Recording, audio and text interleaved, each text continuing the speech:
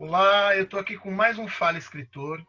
Desta vez eu estou com 3 escritores. Então nós estamos aqui fazendo como se fosse a capa do Let It Be dos Beatles.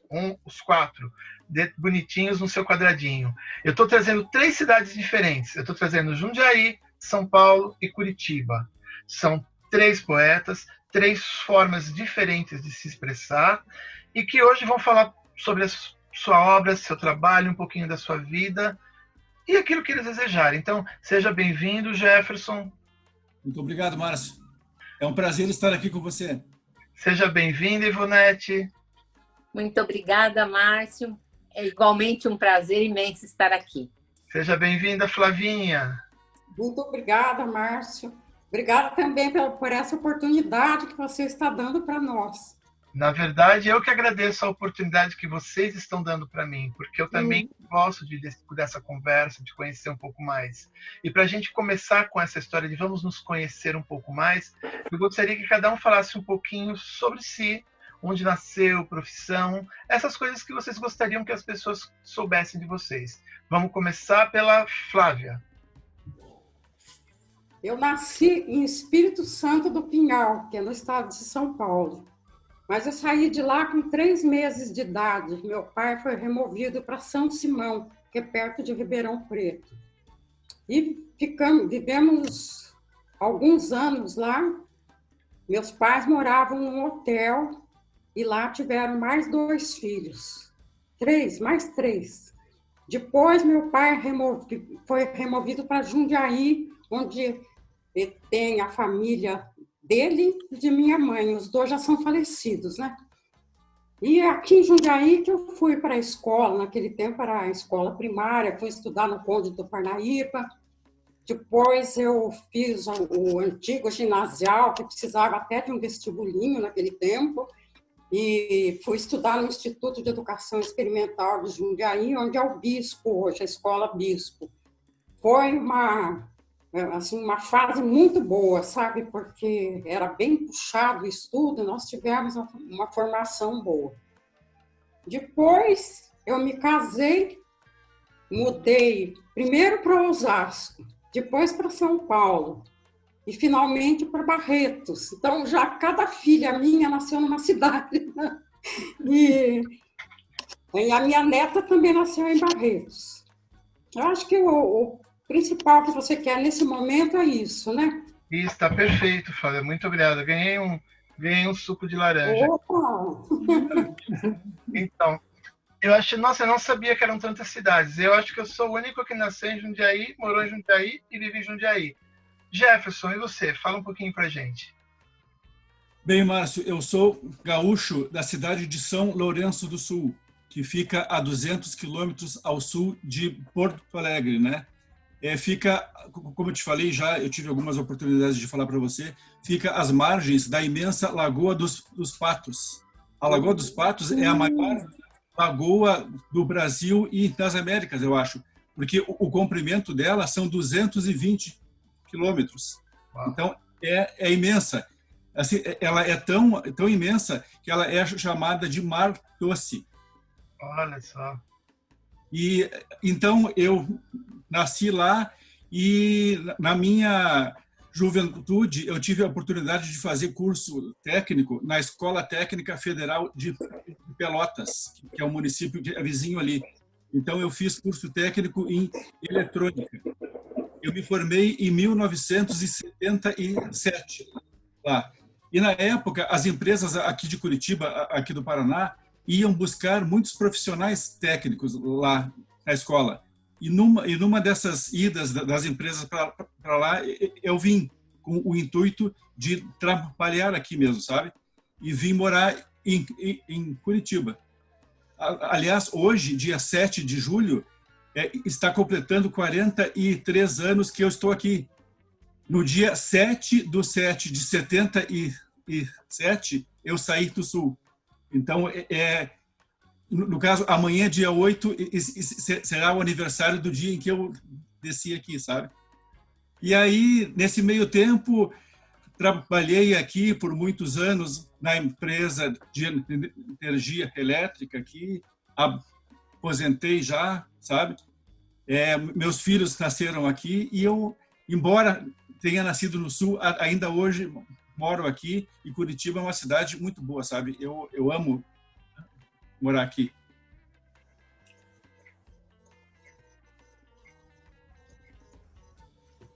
Desculpa, eu já estive aí, já estivemos juntos. Foi muito Verdade. bacana o nosso lançamento de livro. Eu estava procurando aqui o livro que mostrava algumas fotos da Lagoa dos Patos, acabei não encontrando aqui do meu lado. Mas eu acho que você deve ter aí para mostrar depois. E aí, Ivonete, conte pra gente um pouquinho. Eu sou natural de São Paulo, capital. Sou filha de metalúrgico e dona de casa. Minha formação sempre foi... sempre estudei em escola pública. E a minha primeira formação é professora primária.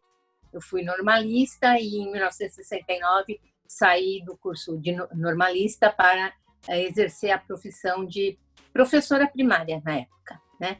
Depois ingressei na Faculdade de Direito do Largo de São Francisco, onde estudei lá até e colei grau até 1975. Colei grau em 75. E me casei em 74. Então, o último ano da faculdade já foi cursado já na condição de casado. Depois tive meus filhos. Na época, eu e meu marido trabalhávamos na CTB, né? CTB e Telesp depois Vivo, Telefônica e toda essa transformação. E tivemos nossos filhos aqui em São Paulo, temos um casal de filhos, né? E exerci a profissão, advoguei até 2016. Aí, por um problema de saúde, um pequenininho problema, depois tudo resolvido, eu resolvi sair do escritório e me aposentei. Fiquei realmente paradinha. Então é isso, basicamente é isso. Ou seja, nós temos três escritores aqui que estão aposentados e que podem, então, agora dedicar-se um pouco mais à escrita, quer seja poesia, quer seja prosa. Menos eu ainda não estou aposentado. Acho que nem vou. Acho que nem serei. A gente vai entrar um pouquinho agora na poesia e na escrita. E eu vou ler algumas poesias, uma de cada um. A primeira está nesse livro aqui, ó. Nosso livro? Isso, que o Mia Couto tem lá na casa dele. E Exatamente. É uma poesia que diz assim, vamos lá. Sempre. Tal qual solitário girassol, em busca de luz e calor, com os olhos atento te sigo, sedento de um pouco de amor. Apenas um simples fluir, um carinho, um olhar, um aceno, me fazem vivo de novo, e o coração já pulsa sereno. Findando os dias juntos, lado a lado, mão na mão, no oeste do meu peito já não cabe a solidão. É do Jefferson Dickman, esse é dele, ó. É bonito, né? Me fala uma coisa. Da onde saem essas... Ele é muito romântico. Muitas das poesias dele falam de amor. Então, da onde vem essa sua inspiração, esse romantismo todo? Conta pra gente. Na verdade, o Márcio, a maioria desses meus poemas vem do meu dia a dia, sabe? Eu observo alguma cena na rua, observo pessoas, observo casais de namorados, né? Ou a minha paixão mesmo. Então, assim, de repente, na rua, eu observo alguma cena que aquilo me chama, sabe? Eu digo, olha, de repente, cabe um texto para que se faça sobre isso aí. Então, é uma coisa muito vaga, assim, sabe? É do dia a dia mesmo. Ou da própria paixão que a gente vive, né? O poeta vê o mundo com olhos diferentes? Eu acho que sim. Eu acho que sim. Certeza. Porque eu já percebi, assim, ó, às vezes um fato muito corriqueiro. Por exemplo, uma pessoa no meio da rua, ela vai mexer no bolso e derruba uma moeda. Aquele barulho daquela moeda caindo no chão, de repente, é uma ideia para que você escreva sobre. Olha só, eu também concordo, é isso mesmo. Eu acho que as coisas que nós enxergamos no cotidiano, elas se mostram diferentes para a gente. E às vezes a pessoa lê e fala, Ué, mas eu estava com você e não vi nada disso. Mas a gente viu. Exatamente. Segundo poema, está neste livro. Ah, Esse livro é muito bonito. Ele se chama Poemas à Luz do Evangelho. São poemas principalmente com o teor espírita, praticamente todos, mas são muito, muito, muito bonitos. E eu acho que nos tempos de hoje, a gente precisa muito dessa poesia que inspire e nos eleve à espiritualidade. É da Flávia, é muito bonito, é muito bonito. linda nossa Rosa, né? E a Rosa. E ele se chama Preciso de Ti. Preciso de Ti, Senhor, como os peixes precisam da água, como as flores precisam do sol, como as crianças precisam das mães. Sinto-me, de repente, tão indefesa quanto uma ave, prestes a ser abatida pelo vendaval. Mesmo sabendo do teu imenso amor por toda a nossa pobre humanidade e o quanto sou feliz pela fartura e as oportunidades. Mesmo assim, Senhor, há esse sofrimento em mim, essa angústia sem fim, que me leva à terrível ansiedade. Deve ser pelo peso dos meus pecados que estão a me incomodar. No fundo sei que preciso ter coragem, preciso mudar. Ajuda-me, Senhor, a ser melhor em tudo que fizer, porque agora eu sei que o verbo maior é o verbo amar. Olha que bonito, bonito, Flávia. Que lindo, Flávia. Obrigada. Bonito, Gostei muito. O livro é todo bonito. Agora me diz a mesma pergunta, Flávia. Da onde vem essa inspiração para que você escreva não só esse livro, que é um livro mais espiritual, mas como toda a sua obra, que você também ela tem um lirismo, uma singeleza. É muito bonito o que ela escreve. Vocês precisam conhecer bem a obra dela para entender o que eu estou falando. Diga, Flavinha, de onde vem isso? Eu acho que a da Flavinha deu uma congelada. Ah, voltou. Da onde vem, Flávia, essa inspiração? Vem do meu íntimo, primeiramente, essas que são mais, vamos dizer, intimistas mesmo, né? Coisas que eu sinto, que eu penso. E também eu sou muito ligada à natureza. Então, se eu vejo uma flor bonita, para mim já dá um poema. Pode ser simples. Eu vejo uma tarde maravilhosa, já fico inspirada. Então, às vezes, parece que vem pelo ar, sabe? Aquela inspiração. E daí eu corro para colocar no papel antes que desapareça. A gente deve ser muito inspirado também por Deus, né? Que dá essa oportunidade de poder colocar no papel tudo que a gente sente. É assim que eu sou. Você, por exemplo, você tem essa... Eu tenho uma coisa que é muito engraçada. Às vezes é no meio da noite, eu estou lá deitado, quase dormindo, aí vem uma poesia na minha cabeça e eu falo, ai, me lembra dela amanhã que eu tô com sono. Ou você levanta e põe no papel. Você tem esse tipo de inspiração também, não? É mais raro, mas eu às vezes tenho. Só que, assim, se eu guardar a primeira frase, no dia seguinte eu escrevo todinha a poesia. Eu também faço isso, eu tento guardar a primeira. Mas eu às vezes levanto no meio da noite para pôr no papel. Isso aconteceu comigo no discurso da Academia Jundiaense de Letras.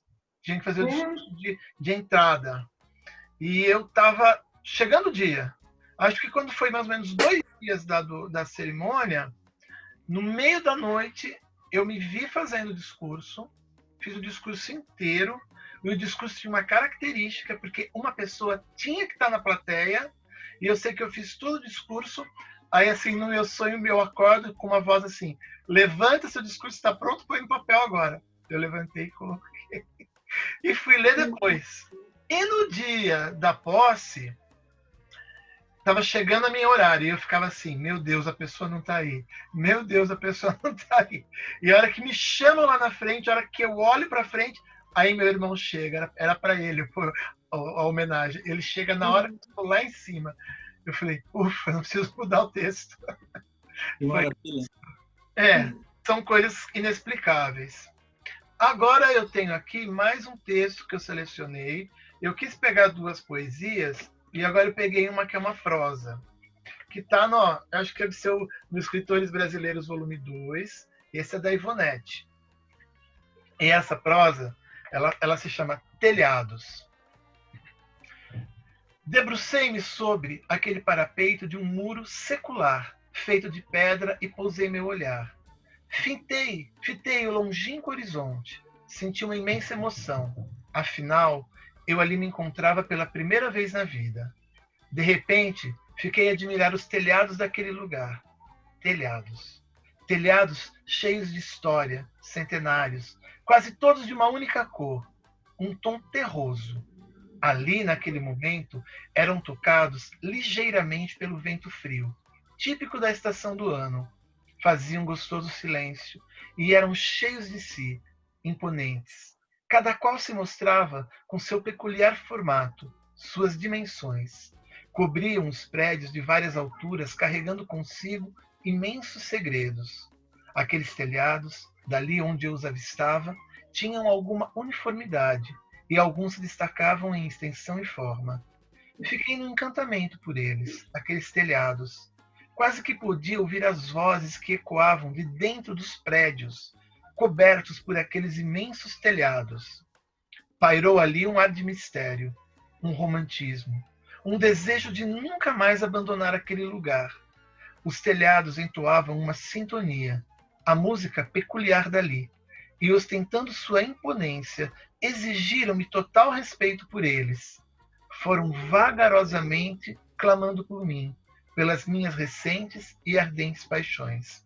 Neles, depositei meu olhar curioso.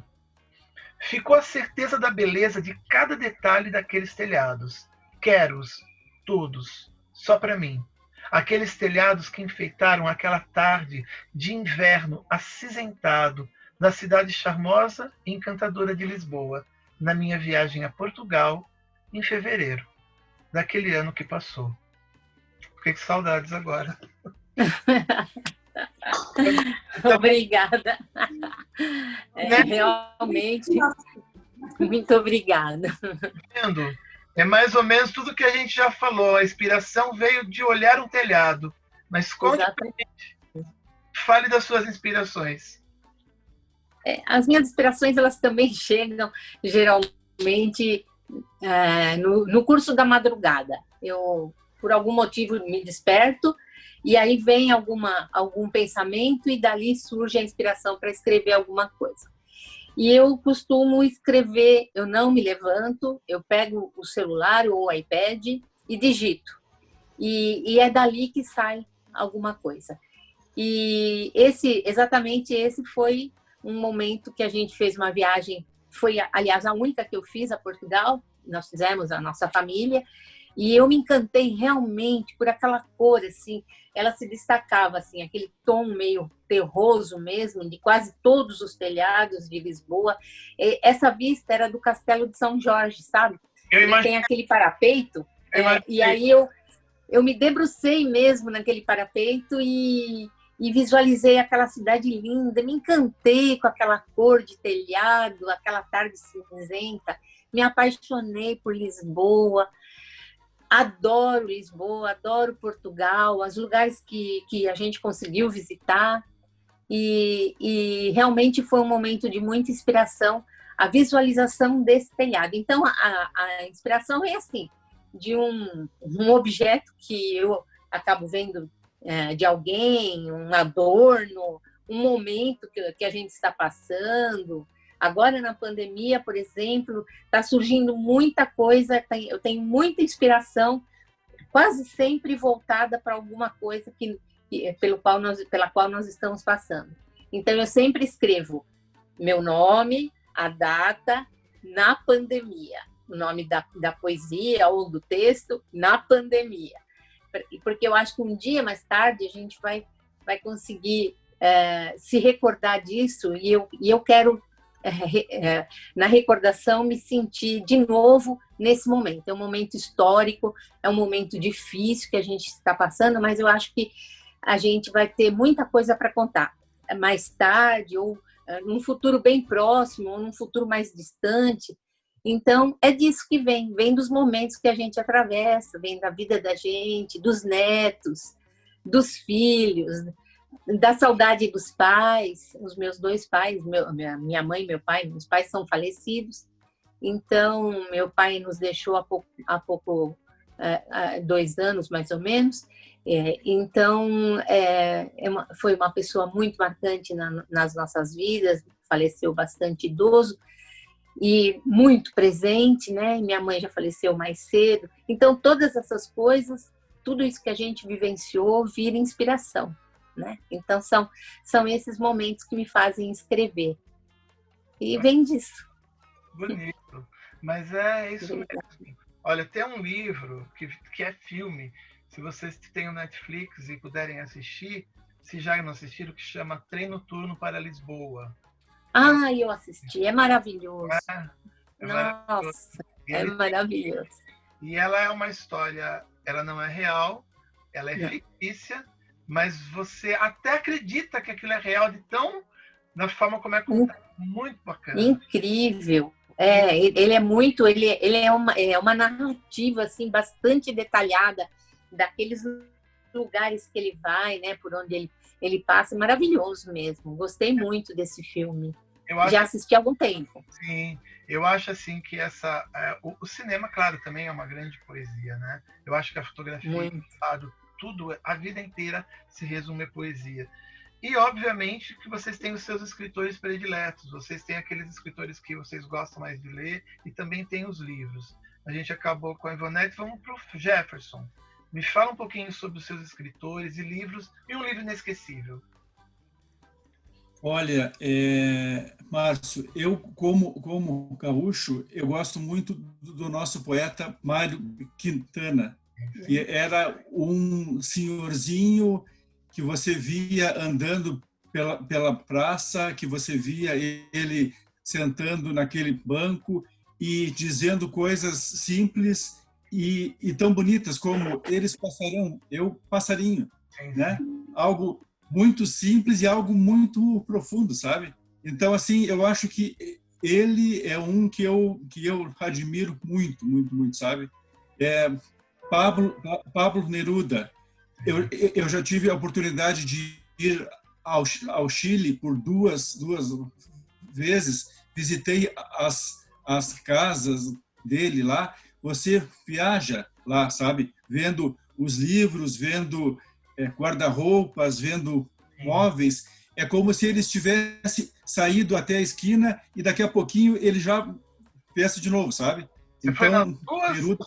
Você foi na Isla e não, menos na Isla. Eu fui...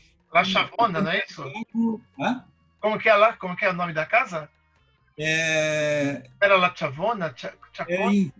La Chavona. Eu acho que é mais ou menos isso. Eu também. E na de Valparaíso. Não fui essa. Eu acho que essa é a mais bonita. Você entra na casa nos vários níveis e você chega lá em cima e tem uma poltrona dele que dá de frente para uma janela que dá de frente para o Oceano Pacífico. Uau. E ali ele chamava aquela poltrona de A Nuvem. Então ele ia para lá e ficava horas ali pensando, fumando cachimbo e fazendo poemas. Quer dizer, é uma coisa que é só você vendo ali de perto para ver, é incrível, sabe? Olha, então, Neruda, eu acho que é um dos meus prediletos. E também o nosso Fernando Pessoa, né? Sim, Fernando Pessoa. E também ele, em suas múltiplas faces, é único, né? E acho que do Pablo Neruda, eu acho que o meu preferido é Odes Elementares.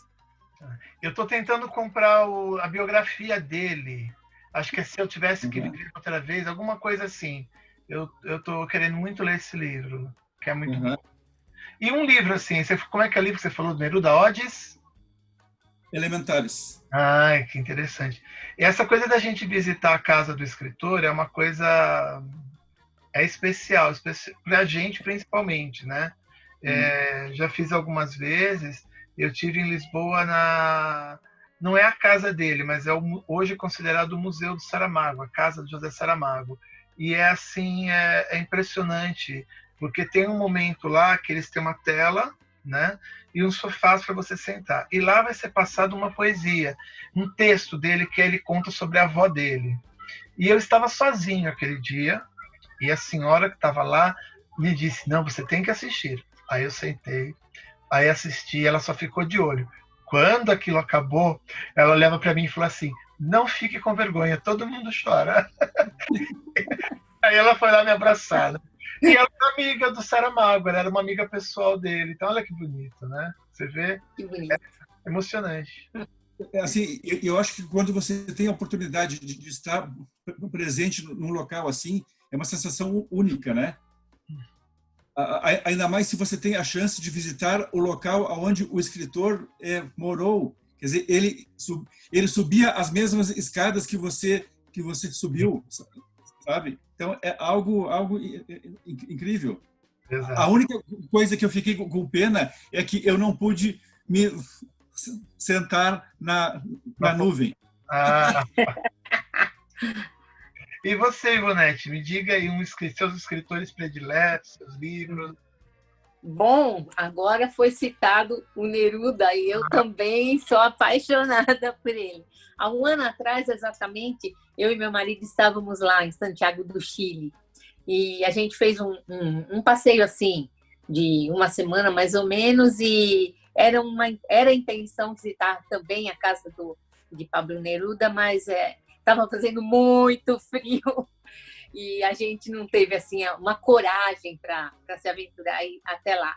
Mas eu procurei uma livraria para encontrar alguma coisa e gostei muito desse que eu adquiri, chama 20 Poemas de Amor e uma Canção Desesperada, onde ele, não sei se vocês conhecem, esse aqui, onde ele faz o comparativo das duas mulheres que foram os grandes amores da vida dele, né? A mais jovem e a mais velha, né? E eu me encantei. Eu gosto muito dele. Ele está todo em espanhol e meu espanhol para compreensão não é muito bom, mas eu aproveito muito desse livro.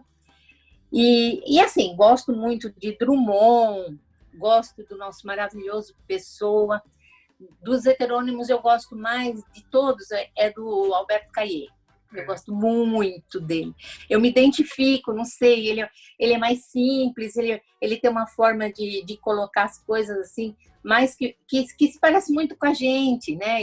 Ele descreve um momento que ele está passando, então eu me identifico muito com ele. Gosto muito de Alberto Caeiro, de Fernando Pessoa, né? Gosto também de Vinícius, adoro. Os sonetos de Vinícius são maravilhosos, me encantam muito.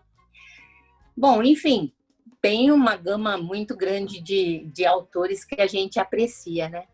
Um livro que eu gostei muito e que ele é um livro que ele é um best-seller. Gosto também, desculpe, das Costas, gosto também da Marta Medeiros. Adoro, gosto muito desse. E um livro que eu gostei muito na época, que eu li e vou reler novamente, acho que todo mundo leu, né? E viu o filme também, né? Ele para a época eu gostei muito. Não sei se era o momento que eu estava com os filhos ainda jovens aqui, solteiros aqui em casa, e a gente depois foi ao cinema assistir o filme. O filme não é tão bom quanto o livro é maravilhoso. Mas olha, vou te contar uma coisa. Visitar os locais que o livro fala é mais legal ainda. Porque quando eu li o livro, eu já conhecia os locais, né? Então, quando ele começa a descrever a cena, eu me via descendo tudo, né? E aí, quando eu voltei com a minha irmã, aí eu falei, lembra daquela passagem? É ali. E minha mãe ficava, vamos lá. Eu falei, não pode. E foi possível ir em todos os lugares? Porque é uma enormidade de lugares. Não, é muita coisa. Mas assim, quando ele fala, acho que é no segundo livro, né? Ou é no código? Sim. Não lembro mais. Que tem é o outro, que tem mais detalhes. É o Castelo dos Anjos, que é muito bem citado, que tem uma passagem que vai para o Vaticano, então ali minha irmã ficou doida, que ela queria, porque queria. Eu falei, não, gente, só se a gente se vestir aqui de padre e ir lá e fazer. Não dava, né? Mas eu sei de uma coisa que vocês não sabem. Eu conheço uma pessoa que ela é, assim, apaixonada por uma escritora. É uma escritora brasileira, se não me engano, de Goiás, ela vai me corrigir depois, chamada Cora Coralina. É isso, Flávia?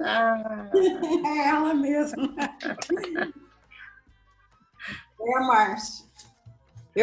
A minha escritora predileta é ela mesmo. Eu sinto assim como se eu tivesse uma ligação muito grande com ela, sabe? Me identifiquei muito com ela. E Cora nasceu mesmo em Goiás, né? na cidade de Goiás, que naquele tempo era a capital e não Goiânia. E ela tem muita coisa escrita que ela quase que não levava a público. Na época, ela nasceu no final do século XIX e depois faleceu mais ou menos no final do século XX. Então, quem descobriu Cora foi Carlos Drummond de Andrade, numa ocasião que ela foi ao Rio de Janeiro e foi receber um prêmio, parece, e eles se encontraram e ela tinha editado o primeiro livro dela, Meu Livro de Cordel, com essa capa aqui. Olha como ela era quando jovem. Suspende um pouco, Flavinha. Suspende um pouco. Aí. Ah, tá. Uhum. E depois ele escreveu aquela famosa carta. Ele escreveu ao vento, porque ele não tinha o endereço dela, ele não tinha referência nenhuma. E todo mundo se interessou, Carlos Drummond falando dessa poetisa, vamos ver o que ela escreve. E ela sempre dizia que ela não se considerava uma poetisa, porque ela não se preocupava com versos, com rimas, ela era uma contadora do cotidiano da cidade de Goiás. Cora não ficou só lá, não. Ela tem uma longa história, também morou em várias cidades, talvez por isso eu me identifique com ela, sabe? Ela só publicou o livro quando estava mais idosa, né? Eu também não demorei tanto assim para publicar meu primeiro livro, mas também foi mais numa fase de maturidade. Então, eu fiquei encantada. Eu tenho quase todos os livros dela. E agora saiu um livro que é chamado Raízes, Cora Coralina, Raízes de Aninha, porque o nome dela mesmo era Aninha. Então, aqui foi feita uma pesquisa muito grande sobre cada aspecto da vida dela. E eu tive a felicidade, no ano de 2012, de ir conhecer a casa de Cora, que agora é o Museu Cora Coralina. Era a minha pergunta. Já respondeu. E como é que foi essa visita? Minhas filhas me levaram, fomos de carro, naquela longura, e chegando lá, ficamos num hotel próximo da ponte que atravessa o Rio Vermelho, que a casa dela foi construída à margem do Rio Vermelho, de pedras a casa, por isso ela se sustentou por tanto tempo, né? Depois fizeram reformas, tudo. Quando eu entrei lá, entram algumas pessoas de cada vez, tem uma moça que nos guia, vai levando em cada cômodo. Eu já senti aquela comoção, sabe? Nas paredes tem frases dela, inclusive frases que foram encontradas depois da morte dela. E conheci a cozinha, o quartinho dela, gente, que pobreza. Só tinha assim não era nenhum guarda-roupa, era um cabideiro onde ela punha os vestidinhos, o chinelo no chão, a caminha de solteiro, sabe? Aquilo também, sabe, até me doeu quando eu vi tudo aquilo. É impossível não chorar, né? Para quem se sente tão ligada a ela, como eu me sinto. E eu também fiquei sabendo muito da história dela por esse livro que a filha dela escreveu. Está dando para vocês verem? Sim. Cora Coragem, Cora Poesia. A filha dela, Vicência, que é a mais nova, ela escreveu esse livro numa biografia romanceada da mãe. Então, ali eu pude ir vivenciando cada período da vida dela, as dificuldades. Ela também passou por muitas dificuldades, assim como teve suas alegrias, né? E também, naquela ocasião, eu falei para as minhas filhas, eu não posso ir embora daqui sem ir ao cemitério para ver o epitáfio de Cora na laje. Estava um calor incrível, 12:00 e pouco, nós fomos atrás do cemitério, que é lá em cima, lá é tudo feito com pedra, né, o calçamento, principalmente a parte de baixo onde tem o museu. Fomos, cemitério deserto, só tinha lá o senhor que toma conta, então ele mostrou para nós onde era o túmulo, eu fui lá e li. O epitáfio estava lá mesmo, mas eu chorei tanto, acho que foi uma das vezes que eu mais chorei na minha vida, mas assim, de comoção, sabe? Pura comoção, pura alegria. Até hoje eu agradeço às minhas filhas essa bênção que foi para mim, elas terem me dado essa viagem de presente, né? E eu tenho quase todos os livros dela, vivo lendo, pus numa caixa. Gosto de algumas frases dela, né? E é dela mesmo que eu gosto. Além disso, claro, eu gosto também de Cecília Meirelles, Carlos Drummond, Vinícius, né? Escritores nossos de grande valor. E, no momento, assim, não lembro mais de outros para falar, mas a gente vai se lembrando. Meu pai assinava a coleção Saraiva quando nós éramos pequenos. Então, essa coleção depois ele doou lá para o Criju, que é do idoso daqui de Jundiaí, né? Onde a Júlia dá aula, Júlia Harman dá aula para os idosos, eles se reúnem e tudo. E todo mês chegava um livro, e ele passava para cada filho. Então, ele muito, Machado de Assis, José de Alencar, aquele livro... que é o Homem que Calculava, do Malba Tahan. E muitos outros, né? Que assim, de momento a gente não lembra, mas era uma delícia quando chegava com aquele livro. Então, para não sair briga, que éramos 6, eu começava por mim, que era mais velha. Daí eu era pressionada, que eu tinha que ler logo, tinha mais 5 esperando. Mas com leitura sempre em casa, sabe? Meu pai e minha mãe estimularam bastante isso em nós. Poxa, isso é bonito. Isso, o É principal. Eu acho assim que... não, eu tenho certeza, né? Esse encontro que a gente faz para ir buscar esses escritores que nos inspiram, ele é muito gratificante.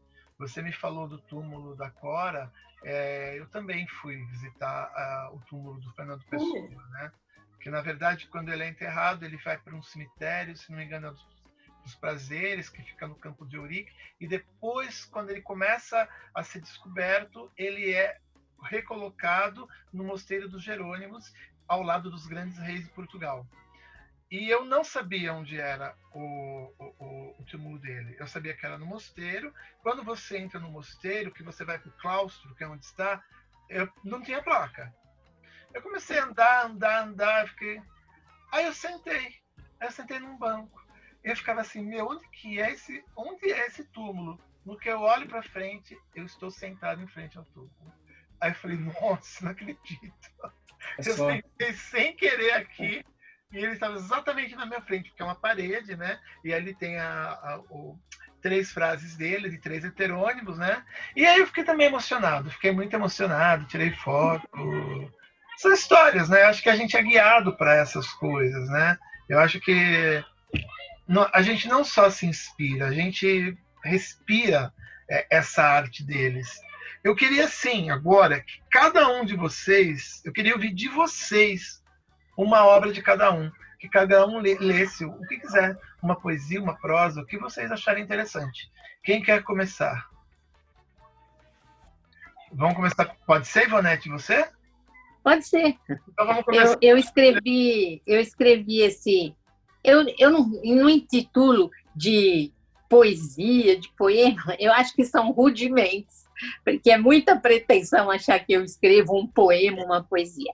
Escreve. Mas eu escrevi agora recentemente, há esses dias aí atrás, eu escrevi Vida de Espantalho. De botas furadas, de roupas esfarrapadas e remendadas, sou uma figura pendurada, chapéu de palha, cabeça do nada. Vejo todo dia ele chegar, ele vem antes do sol raiar. De mãos grudadas na enxada, ele é o lavrador. De vez em quando, enxuga o rosto, é um misto de lágrima e suor. Nunca o vi feliz, só num dia desses aí. Veio acompanhado de uma moça toda enfeitada, e deram muitas risadas. De repente, não ouvi mais nada, só uns ais, uis. Daqui e dali, e uma longa suspirada. Os dois foram para debaixo do carro de bois. E nem conto o que veio depois. 9 meses, e eles não eram só mais 2. Dia desses, um pássaro preto pousou no meu ombro. Confesso, fiquei bem amedrontado. Disse para ele, sai daí, seu abusado. Ele disse, só saio se você me contar onde está escondida toda a milharada. Eu disse, não, sorte a minha, o moço chegou com a pá e a enxada. Assustou o pássaro, respirei aliviado. E eu continuei ali, sem falar nada. Só tenho visto o moço, todo dia com sua enxada. E a moça eu vejo bem de longe, estendendo as fraldas no varal.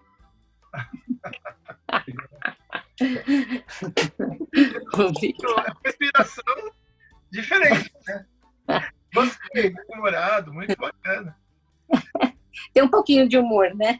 Sim, eu acho muito legal, tem que ter, é muito bom. Vamos para Não cá? Ler uma isso. Eu tô variando, cada hora é um diferente. Isso. É sempre surpresa, nunca não vai saber quem é o próximo. Nem eu sei. Eu vou ler uma poesia do meu primeiro livro que eu lancei lá em Barretos. Olha que bonito. Deixa eu ver a capa. Transparência. Dá para ver?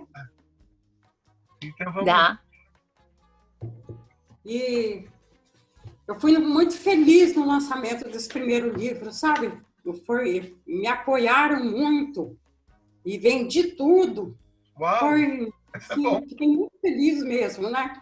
Nesse ponto, Márcio, eu tenho tido sorte, né? Sempre, assim, as pessoas prestigiam. E você também aqui, Jundiaí, é o grande responsável por esse aspecto dos lançamentos dos meus livros, né? Porque você sempre apoiou, me ajudou no tributo à Cora Coralina, né? Que coisas boas acontecem às pessoas boas. Obrigada. Acontece com você também. Você. Né? O nome dele é Impacto. Deixei que a velha saudade tomasse conta de mim. Meu Deus, que calamidade! Nunca me senti assim. Eu que achava que podia suportar tanta lembrança, fui ficando tão tristonha que chorei como criança. Relembrar os velhos tempos, tantas coisas que vivi, foi falta de sofrimentos. De lembrar, me arrependi. Mas se eu sinto essa saudade, dos que amo e dos que amei, é que tenho amor no peito e para sempre amarei. Uau! Que lindo! Obrigada. Tudo gente boa aqui. Jefferson, agora é contigo. Márcio, como eu gosto muito de textos curtinhos, eu posso ler 2? Claro. Nem Bom, precisa nada pedir. Eu tenho. Esse é o meu primeiro livro, né? E a nossa obra, minha e sua, que eu participei com você, a nossa primeira foi essa aqui, ó. A Flávia também. É? Também participei. Bem, então, esse poema chama-se Encontro. Lá fora, a chuva, o frio, tuas mãos tão geladas, teus olhos tão vivos, teu sorriso tão aberto. Nossos lábios se tocam, nossas almas revoam, como duas aves peregrinas, através das noites, através da vida, através dos dias. Pronto, tuas mãos já não estão mais tão frias.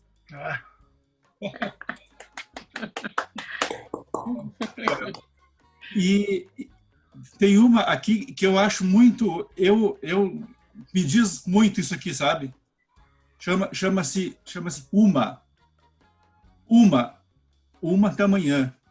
esperança muita, licença vencida, sentença cumprida, promessa paga, alegria perdida, reza terço, madrugada comprida, amor acabado, lembrança você, mágoa tua, dor uma da manhã. Muito boa. Márcio, dá tempo de eu ler mais uma? Tá, claro, pode ler. Que eu separei duas, mas na hora esqueci. Esse é do meu outro livro, Emoções. Uma capa que uma amiga minha, artista plástica lá de Barretos, fez. Toda vez que eu lançava algum livro lá, alguém das artes plásticas fazia a capa para mim, sabe? E era muito gostoso esse intercâmbio todo. Chama-se Estrelas em Minha Sopa. Estrelas pingaram na minha sopa e tomei colheradas de luz até a embriaguez. E a luz se derramou, espalhou-se no corpo, claridade se fez. As mãos teriam brilho, até para curar as mazelas da vida. O peito reclamou ao ver iluminada outra área escolhida. Foi um momento, um breve momento de restauração. Uma sopa de estrelas, renovando energias, limpou meu coração. Estrelas pingaram na minha sopa, para que eu pudesse brilhar ao chegar minha hora, minha vez. Olha que bonita. Muito linda a sopa. Você quer ler mais uma, né? Quer ler mais uma sua para não senão vai ficar com ciúme, nem todo mundo leu tudo. Você quer ler? Bem, eu posso ler uma que eu escrevi hoje. Opa, essa é inédita. Tem a ver com esse momento. Ela se chama Eu. De hoje, lá no fundo, eu me escondo, eu me afundo. É tudo tão profundo. Meu eu divide-se em muitos. Sou só eu, sou só eu, sim. Sou muitas de mim. Ou será que sou só uma? Não entendo mais nada. Também nem quero entender. Quero só muita risada e me sentir feliz até por você. Ah, quem sabe você possa me explicar. Quem sou eu? Quero saber. Você me conhece? Não. Você só sabe de mim daquilo que se vê. E agora senti uma inspiração. Não quero saber de nada, não. Apenas lhe peço. Segura na minha mão? Muito linda. Obrigada. Obrigada. Escrevi nessa madrugada. Ah, é? Então eu vou ler uma minha. Todo mundo leu, né? Por favor, a gente já estava sedento das suas. A minha é uma releitura do Alberto Caeiro, tá? É um livro, é uma poesia dele que se chama Da Mais Alta Janela da Minha Casa. Eu reescrevi. Tive essa liberdade. Ela se chama assim, O Ofício de Escrever. No alto do meu prédio, lá no 9º andar, escrevo dentro do quarto. E quando passa um avião, fico acenando e desejo que aquilo que eu escrevo rode o mundo nas suas asas e leve minha mensagem a ele. Fico feliz com esse pensamento. Não fico nem um pouco triste, pois se eu escrevo, faço isso para o mundo. As minhas histórias são para as crianças e também para os adultos. Não são mais minhas, depois que coloco no papel e publico. Como o padeiro, que faz o pão nosso de cada dia. Ele prepara a massa, põe no forno e coloca-os na prateleira. Aí nossa mãe vem e os compra, e eles se tornam nossos alimentos. Ou então, como o perfume daquelas flores, damas da noite que exalam um delicioso aroma, quando a noite chega de mansinho. Esse perfume também pertence ao mundo. Também como nossos professores. Eles sabem tanto, até demais, mas eles precisam ensinar para os alunos. Então o que eles sabem não pertence somente a eles, e sim a nós também, que aprendemos mais uma lição. E ao olhar da minha janela, fico a indagar. Quem vai ler? Quem é que vai ler essas minhas histórias? Serão meninos ou meninas? De quais idades? Será que gostarão? Essa é a minha curiosidade desse meu ofício de escritor. Escrevo para todos e nada do que escrevo é meu, é do mundo. Ao universo pertence. E um dia, quando eu me for, os livros ficarão. E aí então eu viverei para sempre. Esse Uau! é para Muito lindo! criança, tá? Ele vai, ele tem as palavras mais simples porque ele foi feito para a criança ler. Então, coisa que eu tenho essas releituras do Pessoa para criança. E às vezes quando eu estou fazendo esses poemas, eu me empolgo de tal maneira, porque daí quando eu vou ler eu falo, mas Márcio, a criança não sabe o que é essa palavra. Vai ter que escrever de novo, né? Você tem que traduzir aquilo, para aquela coisa. É como uma coisa que a gente conversou antes de começar a nossa conversa sobre a linguagem atual dos jovens. Como é difícil a gente acompanhar, não é? A gente estava comentando, né? Eu estou fazendo mestrado na Unicamp e tive que fazer aula na graduação com a garotada de 18, 19 anos. Eu não entendia metade do que eles falavam. Imagina. Nossa, sabe, não entendia bolhufas. E eu ria muito, né? E eles me perguntavam assim, mas por que você está rindo? Eu estou rindo porque eu não estou entendendo nada. Aí eles riam mais ainda. Isso, você acha que isso incomoda de alguma maneira? Traz algum empecilho, alguma coisa, ou não? Você acha que você toca em frente, você não se preocupa? Eu penso assim, a nossa língua, aliás, todas as línguas, elas estão sempre em evolução. A língua ela não vai ser sempre dessa forma, ela sempre vai mudando. É só você pegar os livros antigos. Eram todos no tu, és, vós. Era tudo na segunda pessoa. Nós não falamos mais na segunda pessoa. Em Portugal, eles ainda falam assim. Tá. Mas nós estamos no você, o você já virou... Nossa, criamos pronomes novos, né? Eu acho que é a evolução da linguagem, coloquial, não culta, né? Mas existem momentos e momentos para a gente usar ela. Né? Essa é a minha maneira de pensar. Eu posso estar errado. Entendeu? Porque que nem assim, a semana passada, estava convidando para live, né? Daí eu até tenho guardado isso. E aí, mano, onde é que eu colo para isso? Eu falei... Opa!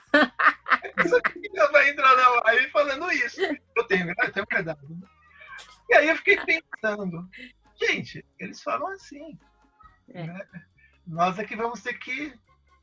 Será que a gente falava assim quando era mais jovem? Mas a nossa língua é tão linda, né? Eu sou apaixonada pela língua portuguesa. Eu acho é difícil. Sim. Eu acho que ninguém sabe exatamente tudo da língua portuguesa, mas eu acho tão linda, né? E o pessoal está realmente... O pessoal está extrapolando. Estão judiando da língua. Agora é assim, para a gente finalizar o nosso papo. A gente falou dos jovens, dos que estão começando. Qual o conselho que cada um de vocês daria para esses que vão começar a escrever agora? Esses de 20, 15, 30, sei lá quantos anos, né? A gente já teve essa idade, né? Eu faz tempo. Eu mais ainda. E eu, então? Eu ganhei de todos. Então, não ganhou, não. Qual é o seu conselho, Flávia? Hã? Qual é o seu conselho para esses que escrever? Que eles leiam bastante. Eu acho primordial, porque às vezes nem se conhece tanto a gramática, mas pelas leituras, pelas boas leituras, vai se incorporando essa gramática na linguagem da pessoa. Então, eu acho fundamental. E também o seguinte, não terem receio de escrever. É bom, é ótimo. Quantos adolescentes que entram em crise, né? Porque é uma fase crítica da vida da pessoa, e quando eles conseguem colocar no papel ou no computador as suas ideias, extravasar os seus sentimentos, tudo eles melhoram. A gente mesmo é assim. Há horas em que você precisa pôr para fora alguma coisa. E nada não ofende ninguém, você não machuca ninguém, tem o benefício. Né? É importante também. Bem, e você, Jefferson? Que dica que você dá? Pois é, eu acho assim que eles, além de lerem muito, que eles ponham as suas ideias e aquilo que eles pensam no papel. Até pode, no momento inicial, pôr no notebook, no tablet, mas que depois eles ponham assim, ó, porque é como esse teu poema disse, a gente passa, a gente não vai ser eterno nesse mundo, mas os nossos livros permanecerão aqui, não é isso? E, quer dizer, então é ótimo, é muito fácil que você pegue aqui, agora, e você ponha um texto aqui, mas se você perder isso, ou se isso aqui pifar, o teu texto perdeu. E aqui não, sabe? Aqui daqui a 10, 20, 30 anos, 50 anos, alguém, algum dia, vai pegar esse livro, vai ler, vai dizer, olha, o que esse cara pensava na época, sabe? Mesmo que tenha passado anos e anos e anos. Então, que eles, além de ler muito, que aqueles que tiverem esse dom, que eles ponham aqui, no papel mesmo, sabe? Tudo bem. Eu acho. Então, eu concordo. E você, Ivonete? Eu concordo com todos, como que eles devem realmente ler, e ler muito, e todo tipo de leitura é importante. Gibizinho, história em quadrinho, tudo é importante, né? Letreiro em propaganda, tudo vale a pena. E depois se entregarem à escrita. Eu acho que a hora que você coloca o seu sentimento, eu acho que a criação aparece. Você realmente se entrega e aquilo vem. Você nem percebe e aquilo vem. Então, se a pessoa tem o desejo de escrever, ela deve se entregar, sem medo. Abre seu coração, abre sua alma, entrega para as suas vivências, se abra, né? Eu acho que é o mais importante, na minha opinião, é isso. Eu concordo que o livro é especial demais. Ele tem um cheiro, você pegar no livro é muito gostoso, você depois reler, como esse do Código da Vinci, que eu vou reler. Mas o primeiro momento é soltar o coração, libertar a alma e se entregar. Eu acho que é isso. Eu acho que aí surge artista, surge escritor. Quando você se entrega, surge um escritor, nasce um escritor. A gente tem que ser verdadeiro. Eu acho que a verdade de cada um colocada no papel, que não necessariamente exprime aquilo que você está realmente passando, né? Que é como o Fingidor do Fernando Pessoa, né? O poeta finge uma dor que ele não sente. Então, mas a gente consegue se transpor para aquele papel.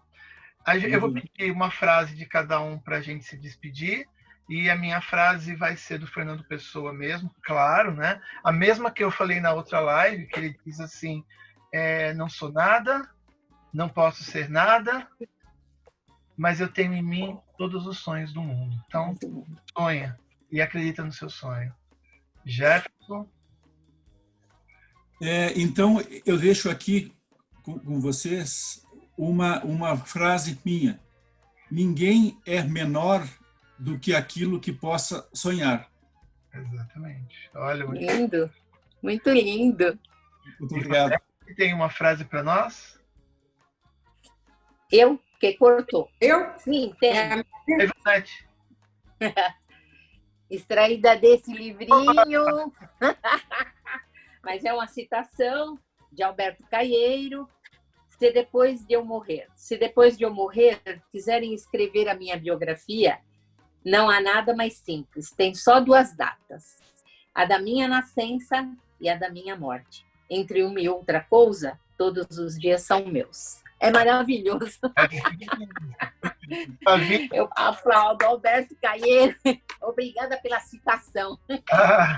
Flávia?